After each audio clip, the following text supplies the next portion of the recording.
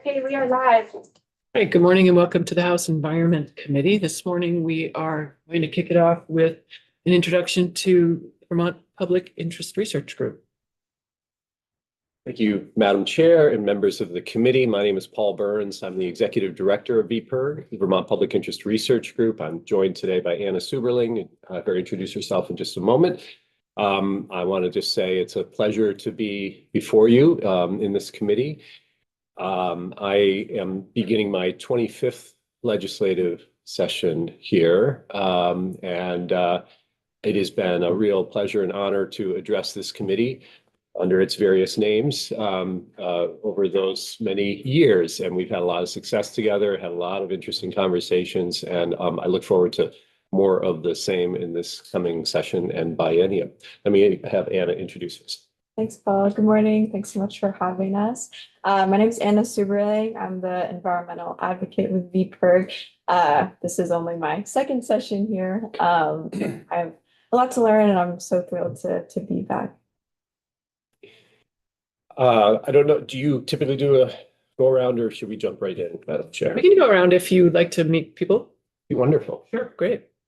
John, let's start with you. John Bartholomew, Windsor 1, Heartland, Windsor, and West Windsor. Christy Moore, Springfield. Rob North from Ferrisburg, serving the greater Virginia area. Kate Logan, Chittenden, 16 from Burlington. Larry Labor. Serving Essex, Orleans, District 1. Amy Sheldon, Middlebury. St. Christian Randolph. Ella Chapin, East Montpelier. Mike Tagalia, Orange 1, Rinth Orange, Washington, and Berkshire. Sarita Austin, Colchester. Chris Pritchard, Rutland Bennington, so Middletown, Springs, Pollock, Cooper, portion of Wells, and Timoth. Right. Well, thanks very much. Some of you I know well and have had a chance to work together with, and nice to meet others of you today for the first time. VPIRG, as you may know, is a nonprofit advocacy organization. We work on a broad range of consumer, environmental, democracy, health issues, and we've been around since 1972. We're the largest environmental and consumer advocacy organization in the state with more than 20,000 members throughout the state. We have members in every single legislative district as well. And we owe that in part to, can we go to the next slide? It's on your screen. There it is. The fact that you may know us from being here in the building, but we also have a presence outside the building, knocking on doors throughout the state. We have the largest face-to-face, door-to-door contact operation of any organization. We typically hire dozens of outreach staff in the summer months who are talking with people throughout the state on one or more campaigns that we're working on, inviting them to become members of the organization, support the organization, become active in the issues. And that gives us a lot of reach throughout the state. So it is probably the way most people certainly have any direct contact with our organization and the way many people know of us as well. And 39 years ago, I was one of those people knocking on doors in New York State. Let's go to the next slide. We have, as I mentioned, had a lot of contact with the environmental committee in the House and your counterparts in the Senate over the years. And I just wanted to note a few of the issues that we have worked on recently. H500, for instance, was dealing with mercury lamps, fluorescent lamps. And this was really just the most recent occasion where we worked with this committee in the legislature on that issue. In fact, going back more than 20 years, Vermont became the first and only state in the country to require compact fluorescent light bulbs and linear fluorescent light bulbs to be labeled that they were containing mercury. And at that time, I think I can say predecessors to everybody here were told by the lamp industry that they wouldn't sell light bulbs in Vermont anymore if Vermont required them to be labeled that they contained mercury. And they sued the state, and the state won. And ultimately, they still sold light bulbs in Vermont. So occasionally you hear these things, if you take action to require a certain step on the part of manufacturers, that they'll just give up on our small state. And typically that has not been the case.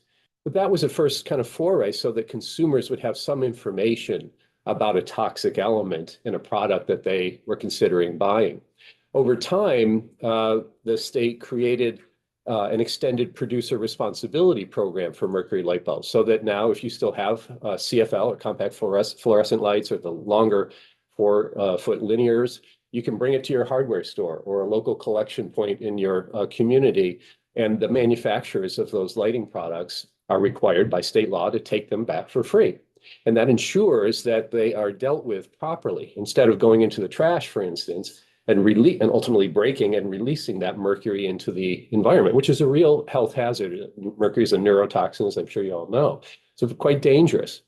When Vermont was taking these steps to address mercury lighting, there was a part written into the law that said, if and when there is a better alternative to compact fluorescent light bulbs or mercury light bulbs, the state should require that we move in that direction and stop selling a light bulb that contains this toxic metal mercury. And ultimately, as again, I'm sure you all know, there are replacements now. LED light bulbs come in all sorts of forms, and the state took note of that, and the Agency of Natural Resources said, well, we should stop selling the screw-in compact fluorescents because hardly anybody's making them anymore, and they're all being replaced by these much more efficient, effective, long-lasting, and non-toxic replacement LED bulbs. Well, the same was basically true of the 4-foots. And that was the argument that we made and the argument that this committee made, and your counterparts throughout the House and Senate ultimately agreed. And Vermont passed legislation a couple of years ago to say we are going to phase out the sale of these mercury-containing fluorescent lights. And about 2 months later, California took note and said, well, we're going to do the same.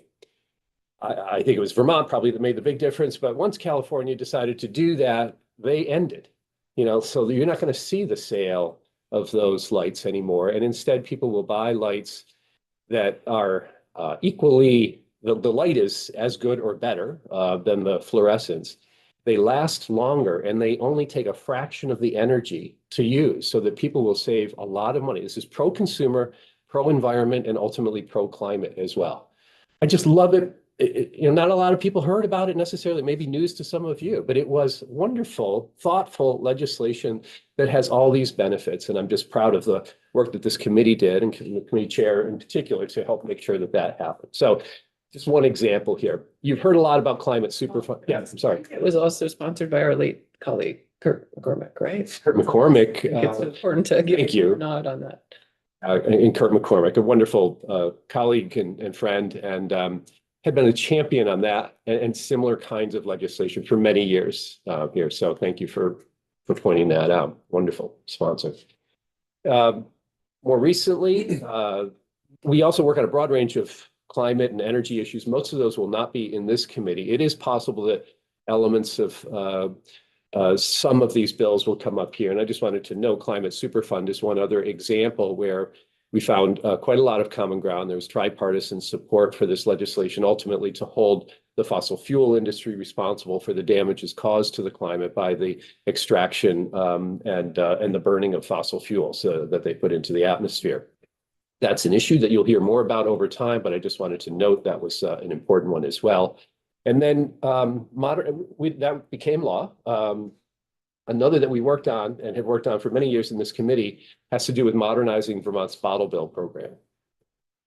And we passed legislation to modernize the bottle bill in 2023 out of the House, 2024, and 2023 out of both chambers, and ultimately the governor vetoed, and we fell just short at the beginning of last year's session in overriding that veto. So not everything we work on together ends up becoming law. I recognize that, and sometimes we work on them for a long time. The bottle bill program, just a couple of notes there, is one that has been around since 1972. It was created the same year VPIRG was created. We weren't involved for the creation, but we've been closely associated with the law ever since. And it's a great program for recycling. I'm going to talk more about it here in a moment, for recycling the materials that it covers presently, the cans and bottles primarily. And it's not only an effective environmental program, it is one that is broadly supported. Several years ago, we did a statewide poll that found 88% of Vermonters supported the current bottle bill program, and more than 83% would like to see it updated. updated because in 1972, you didn't have a lot of the drinks that people walk around with today, the 12 or 16 or 20 ounce beverages. People weren't buying iced tea or sports drinks or energy drinks or even water in 16-ounce containers in 1972. But they do today quite commonly. And that's why nearly every other state with a bottle bill has voted to modernize the program to cover more items and to make other improvements to ensure that it is working well for businesses, consumers, and the environment. So we'll be talking more about that shortly here. I mentioned a few different areas that we hope to focus on that your committee may be engaged with this session. And I want to note that Alexis Drown, our colleague, some of you have met in recent days here. She just happens to be out of state today, but you'll be hearing more from her. She'll be working on things like the bottle bill and plastics. These are a couple of issues that we want to talk about this morning. I'm going to ask Anna to address the PFAS issue on toxic. It's a toxic kind of forever chemical. So let me talk first about plastics. Plastics is a growing problem as a matter of waste, as a matter of exposure to toxic chemicals in plastic, and as a climate issue as well. It turns out that the fossil fuel industry, which notices that people are using, on average, less of their product for transportation and for heating, as people electrify vehicles and heating, they are looking for other outlets for the fossil fuel. And a lot of it is going into the production of new plastics. So you're seeing new plastic manufacturing facilities and all sorts of new uses for plastic that even 10, certainly 20 years ago, you wouldn't have imagined that we would be using a single-use plastic one time, perhaps only for minutes or moments, and then that plastic is somewhere in our environment. And it is somewhere in our environment for hundreds and hundreds of years because plastic doesn't break down naturally. It doesn't biodegrade in the environment. Eventually, most plastic becomes brittle and it will break up into smaller pieces. It's not biodegrading. It's really just becoming what we call microplastics, which itself causes a significant problem in the environment when all sorts of animals, wildlife, microorganisms ingest this, and it can cause, and human beings too, and that can cause significant problems over time. I will just note that as we were approaching the holiday season, we issued a report called "'Tis the Season for Less Plastic," and we identified a number of issues and opportunities for people to find ways to reduce their own consumption of plastic packaging and plastic products. Everything from, I did a press conference more than 30 years ago when Kodak had a small throwaway camera called the Fling. You use it once and you fling it. And it struck me as bizarre at the time. And this was before I was carrying a camera in my pocket, and most of us do every day as part of your phone. And then I thought they had gone away, but it turns out they are still selling them. They don't call it the Fling anymore, but they still have single-use cameras out there. A lot of plastic in that, and it's used once. And then, even if it's recycled, it is a largely unnecessary use when all of us are carrying cameras around in our pockets, or if you want a different kind of camera, you can do that. There are all sorts of apps to do the things that little camera can do now. It just seems kind of nutty that we are still selling disposable cameras in this day and age. It is but one of dozens and dozens of examples. And some of these are decisions that you can make. I went to a local grocery store and saw a single potato wrapped in plastic. Some of you see these things? Now, come on. Yeah. It's to me, it's kind of shocking. And we bought another one for press conference, 3 wrapped in plastic with a black plastic styrofoam plate that it sat on. You can't recycle. Well, it's very difficult to recycle either of those things. If you were saying, oh, it's no problem, we're going to recycle it. Most plastic does not get recycled. Of all the plastic ever made, less than 10% of it has ever been recycled. And of all, you see the little recycling symbol on plastic as though it's all recyclable, right? The fact is that if it's not a 1 or a 2 number inside of that plastic, it is highly unlikely that it is going to be recycled. And if it is black plastic, Our local solid waste districts will tell you, do not put it in your plastic or your blue bin for recycling, because it's just going to be thrown away when it gets to a material recovery facility. They can't recycle that stuff here. They certainly don't want plastic bags or that film, because that gums up the works at the recycling center. So you don't want to throw that kind of thing in there. And then if it's a 5, a 6, a 7, a 3, they tend to be more toxic, and there are very few markets for this kind of material, styrofoam in particular. I mean, it costs a ton of money to fill a truck with styrofoam and find a place to go take it. It's not cost effective. It really just doesn't happen. 1 and 2, PET or HDPE, high density polyethylene. These are much more easily recycled and can be recycled pretty effectively. We'll talk about some of the problems with the way we collect the recycling today that makes that a little bit more difficult. But I just want to say the industry has been, I think, putting out some misinformation or disinformation about the recyclability of their materials. And just recently, within the last year, the Attorney General for the state of California sued some of the fossil fuel industries, the maker of this material in plastic, arguing that they have committed fraud in their state by telling people that this stuff is being recycled, is recyclable, when they know that it is not. If you're interested in that, we'd be happy to get you the litigation materials on that, the suit. It's eye-opening for sure. All right, so plastic, it is a growing problem, as you can see as well. Just from 1980, you see the growth in the quantity of the plastics out there that are being disposed of, consumed and ultimately disposed of. And over 400 billion tons annually, that number is expected to double by 2050. This is, again, the indication that the industry sees this as very much a growing market. For us, it is a growing problem. Can you just pause for a little, because we actually haven't had the introduction to, like, from the Solid Waste Management Division, or I know a lot of members live in the district and understand the limits of our single landfill, but I think high level folks need to understand a little more about the why this matters, just briefly, because we will have them in next week, I hope. Sure. Again, a lot of this material, even if people are putting it in their blue bins, doesn't end up being recycled. And if it goes and is dropped off at a material recovery facility, some of it is too contaminated, or much of it is never put into a blue bin to begin with, and so it goes just into the trash. The DEC's most recent estimate is, I believe, 16.2% of the material going into the landfill is some form of plastic. That's a lot of the material going into the landfill. And again, it never breaks down. It will, if you were around in 1,000 years, you could come back and it would still be 16, well, it would probably be a higher percentage, but all that plastic would still be in there. And if you threw a plastic water bottle or what have you just into the environment, as happens, there's a fair amount of litter as well. Again, they're around for hundreds of years. If the Pilgrims had come over with their plastic containers, you'd still find it down at Plymouth Rock, It might be broken up into smaller bits, but again, in that fashion, it is still a tremendous threat to wildlife and to our environment at that time. But so one concern is we've got just one landfill operating in the state. We and many others believe that we should be doing everything we can to try to reduce the quantity of material, whatever material, that goes into that landfill. It is precious space.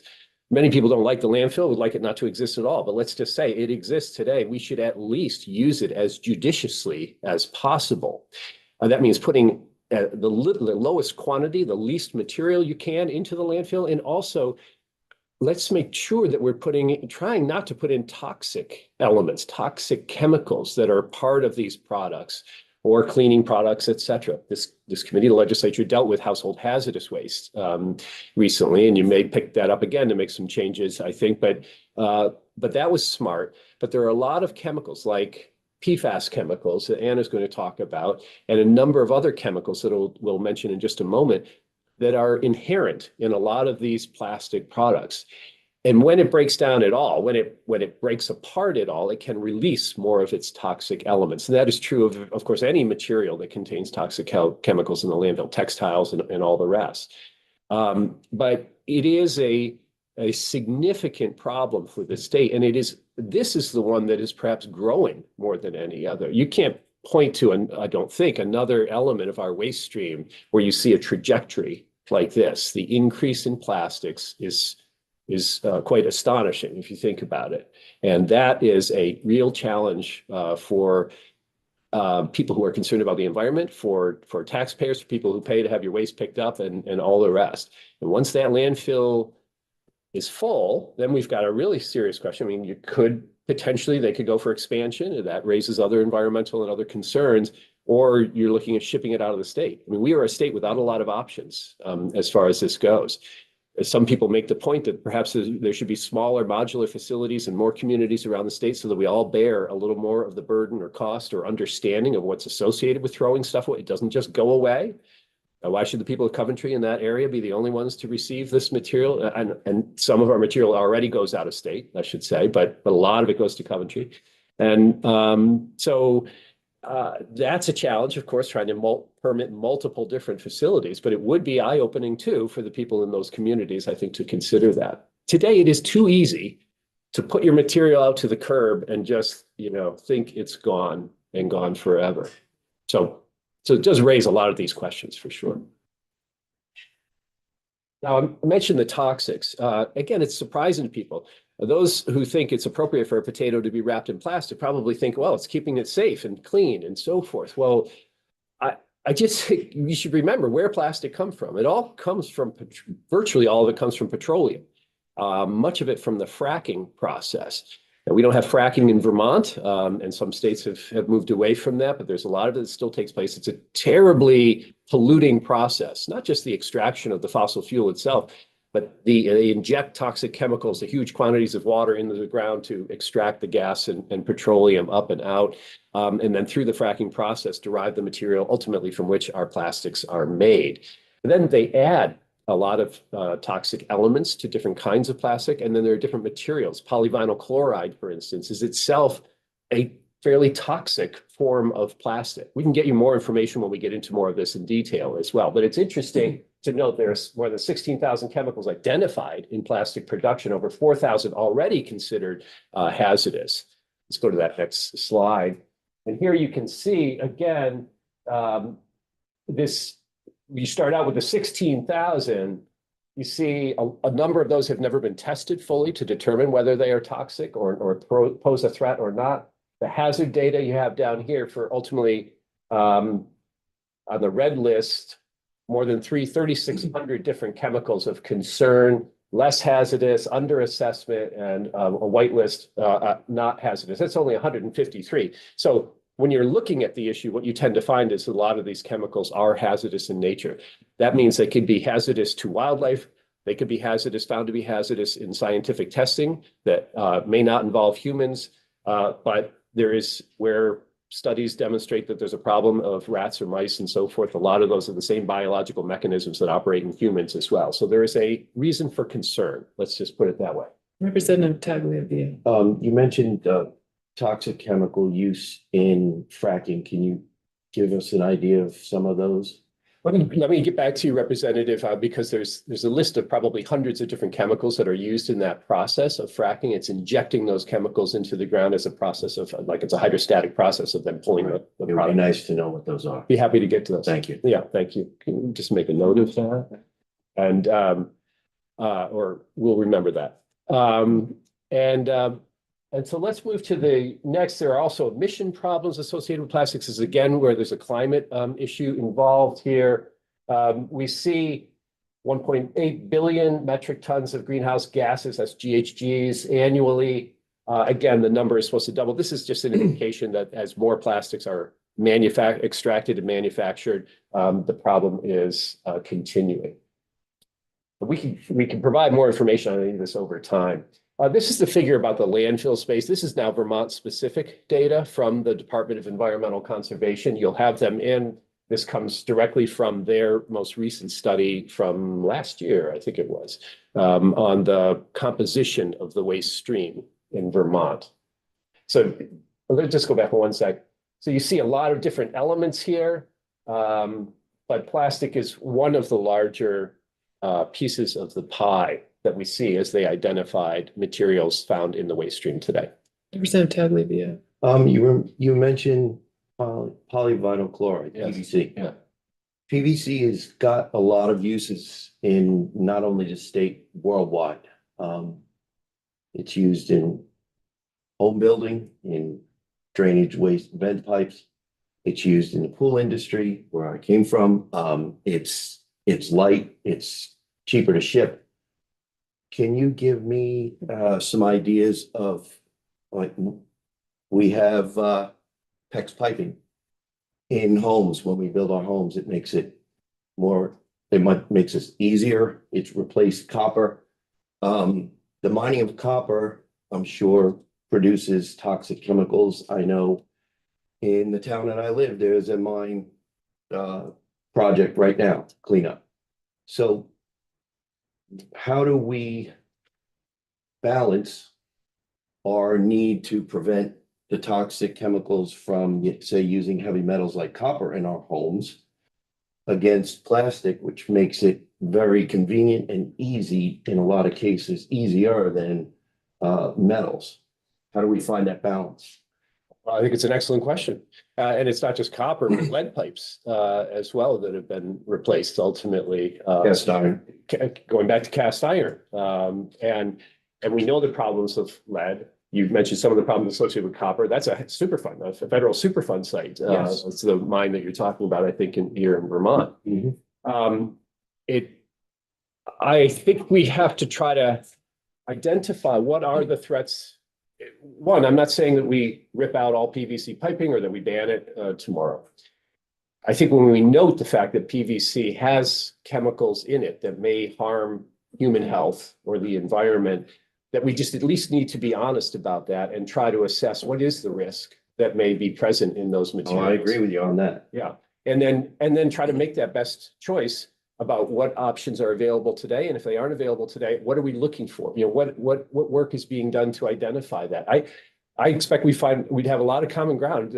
I don't want to see lead pipes used, and I think the copper has its own problems, including the expense, et cetera. Yeah, copper has its benefits too. I mean, it's got antibacterial qualities that are definitely beneficial in domestic water. Right. So Representative, there's another organization that works specifically on plastics called Beyond Plastics, and based in Bennington, out of Bennington College, Judith Enck, who's the former EPA Region 2 administrator, is an associate professor at Bennington College, and I think she'd be a wonderful witness when the time comes, perhaps, to talk more about this. They have also written some materials and reports specifically on this. Be happy to connect you with that as well in the meantime, and I think that's a conversation that we could continue. Thank you. thank you. Okay, let's keep moving then.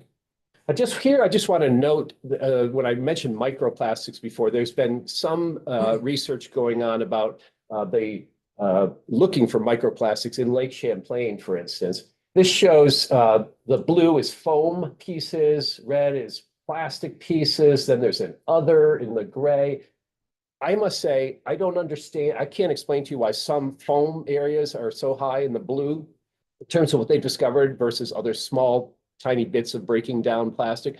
The foam, I will say, is likely, or at least in part, due to the fact that until recently, we allow foam docks, the dock foam, and that in a lake or water setting like that ultimately is going to break down. And so the legislature has addressed that issue, again, I think very smartly, because it can be a significant problem in terms of both water pollution and a problem for the aquatic life in those water bodies. Representative Austin. Can you just explain that up just a little? What do the numbers represent? I just can't see. And is that like Burlington Bay, the 50,000? We just pulled that. I had, this is something that my colleague Alexis pulled. She's not here this morning to tell you. And I said, because I asked the same question of her and I didn't get the answer before I came in here this morning. It's an excellent question, Representative. And again, I think it's the University of Vermont that is conducting some of the study and analysis. We'll see if we can find some more information. Can you at least tell us what the legend says? Yeah, that's the foam. Blue, blue is foam pieces. Red is plastic pieces. And then what they have is a percentage of other pieces. Now, what is other if it's not small bits of plastic? I also think we need to look into what that is there. But what we're seeing just clearly is that there's no surprise in that these small bits of plastic make their way into the environment. And the question about the foam, I think, is an important one to just note that that is a matter that has already been dealt with here in the legislature. Let's go to the next. All right, so what we want to do moving forward is looking at the use and toxicity of plastic. So we're looking at source reduction. That means reducing the quantity and toxicity, particularly thinking about plastic packaging or single-use plastics, for instance, as an alternative to when we think about plastic that's at least used for longer periods of time, has a different kind of value than plastic bag, which is something that the legislature also dealt with in recent years, used for 15 minutes, around for 1,000 years, doesn't seem like a good equation.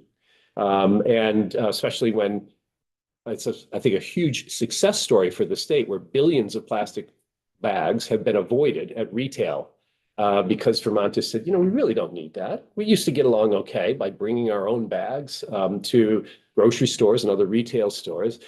And there isn't a peep of protest that I have heard or any of the retail folks that I've talked with after making that change and transition here in Vermont, that people have said, okay, we can do this. And it's been just a remarkable success story, and like just not that heavy a lift ultimately, but it took some courage to make it happen because people said the sky was going to fall, and it didn't. Oh, and so we'll look at different chemicals and materials. I think that that may be ripe for further regulation or restriction in terms of the manufacture of different kinds of plastic. And then there's a process called chemical recycling that we'll talk more about perhaps in future days as well. It's unlikely that we'll see a chemical recycling plant here in Vermont, but we would like not to because of how toxic that process can be. Okay. I'm going to shift gears quickly to Bottle Bill because I know we have only 15 minutes or so left. Bottle Bill is Really like 10, just 10 minutes left. We have a lot of time to talk about Bottle Bill. You all familiar with it? Let me just say, this comes from the Glass Packaging Institute. These are the people that actually recycle glass, and they know how it can be turned into a new glass bottle again. For single stream recycling, which applies to most of the state now, you put all your stuff, glass, paper, plastic, into your blue bin together. Because of the contamination that occurs in that process, it all goes out to the curb, goes into the truck, you immediately hear it all being crushed. It's a contaminated process, essentially. And about 40% of that material is can be recycled into a new glass bottle again. Just contrast that with community drop-off, where people are already separating it out into different containers there, versus their own source separated collection process, which occurs in a very small area of the state today. And then the deposit mechanism, when you bring it back to a redemption center or retailer, they keep all the plastic separated from the glass, from the metal. And then nearly all of that is clean enough to be turned quite easily into a new container again. That's the highest and best use. You get the best water pollution reduction, air pollution reduction, and climate benefits by doing that. Let's just go to the next. So we see a lot of challenges today. I think we'll perhaps come back another time and talk about what some of those are, but there are a reduced number of places for people to conveniently take back materials. We only cover about half of the beverage containers that are sold today. Places like Maine cover twice as many beverage containers as we do in Vermont. And there are just other means by which giving manufacturers, for instance, a little more responsibility over the program could be an important update that makes it work more efficiently. Let's go to the next. And that, why don't you cover some of the PFAS quickly, please, Anna? Yes, quickly. Thanks so much. Yeah. One question. Do you support returning more to glass bottles over plastic? Because glass is recyclable. Yes, generally, yes. Generally, the answer is yes. And if we could go to a returnable, refillable thing again, there are When I was a kid. yes, and there are folks looking at that, and there are significant environmental benefits to that. So in Oregon and other places, they are looking at that possibility, which is made a lot easier if you have a beverage return system like a Bottle Bill. Thank you. So, another one of our priorities this year is taking a look at PFAS chemicals. So what exactly are PFAS chemicals? They are a synthetic man-made chemical compound known for their heat and water resistant qualities. They have an incredibly strong chemical bond, which gives them these persistent and long-lasting lifespan. And that enables them to really remain in the environment for years and years and accumulate in wildlife and humans as well, posing long-term environmental and health risks. And they are found in a lot of the products that we use and come in contact with every day. You'll see on the screen behind me, quite a long list of the things that manufacturers will put into their products. Just to name a few, you'll find a lot of them in textiles. Yeah, because they're water resistant, they'll often be applied to rain jackets to repel water, furniture for kind of the same reason, cosmetics products, cookware, notably for their non-stick properties on those non-stick pans, firefighting foam, personal care products, just to name a few. So we know that they are in the products that we use every day. How do they enter our bodies? There are a couple routes for exposure here. One of them being dermal exposure. So when we, for example, use cosmetics products that have PFAS, and then when we apply that onto our face or, under our armpits for deodorant, our skin absorbs those chemicals and that enters our body that way. We can also inhale PFAS chemicals. Oftentimes the dust in our home from the products that we have, like carpets, our carpets are often have water resistant treatments on them. And over time that gets into the dust in our home and we inhale the chemicals that way. And finally, the last main exposure for PFAS is ingestion. So when we drink water that's contaminated with PFAS, or sometimes food that's contained in packaged containers that are treated with PFAS, when they come in contact with those containers, it gets into our food and then into our bodies. So those are a couple ways in which those chemicals enter our systems, and those are associated with a lot of different health impacts, a lot of concerning health impacts. Again, on the screen behind me, increased risk of cancer, kidney and liver disease, and thyroid conditions, hormone disruption.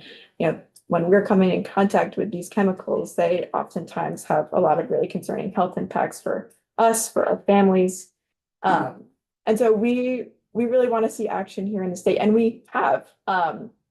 We were very thrilled to see that the legislature last year passed Act 131 unanimously with support from the governor as well. So a lot of interest in safeguarding Vermonters from these really toxic chemicals. And when I say upstream solution, instead of cleaning the PFAS out of our water or out of our environment, instead we're taking a look at the sources of these products. So a lot of the manufacturers intentionally add PFAS to a lot of consumer products. And so what Act 131 does is prevents manufacturers from intentionally adding these products to the consumer, some product categories behind me. So, starting in 2027, cosmetics products, menstrual products, artificial turf, and a couple other products will no longer be allowed to have additionally intentionally added PFAS chemicals. Representative Bartholomew. What's a juvenile product?